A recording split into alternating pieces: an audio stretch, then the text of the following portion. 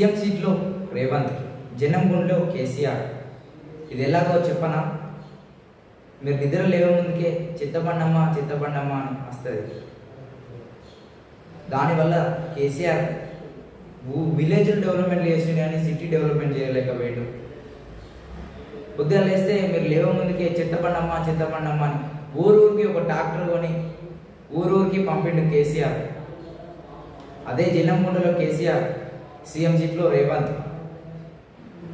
CM Revanth Reddy ఏమనుకుంటారంటే, నా party అధికారం వచ్చింది, నా పార్టీ ఇంకో 5 సంవత్సరాలు, ఈ 5 సంవత్సరాలకి ఇంకా 5 సంవత్సరాలు అధికారం వస్తుంది అనుకుంటున్నావు.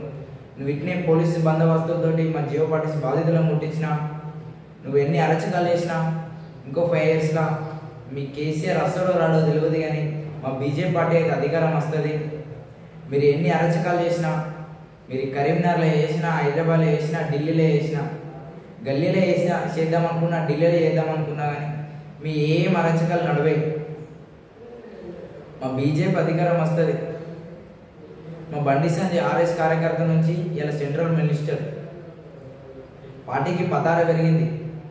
ఈ కోమటిరెడ్డి రాజగోపాల్ ఏడేమంటాడు, 8 తొంపకాయలు పట్టుకొని ఇక్కడ తెలంగాణలో బీజేపీ ఎక్కడిది అంటున్నాడు. 8 తొంపకాయలకు ఇంక 8 గెలిచినాయి తెలుసా? ఎంపీసీ పతార ఎంత పెరిగిందో చూసినావు. తెలంగాణ రేవంత్ రెడ్డి అధికారం ఉన్నా కానీ 8 ఎంపీసీలు గెలిస్తాయా? సిగ్గుపాడు రేవంత్ రెడ్డి. నువ్వేదో గొప్పలు గిప్పలు అని చెప్పుకుంటున్నావు, రాహుల్ గాంధీని పెట్టుకోను. నీది ఏం నడవదు.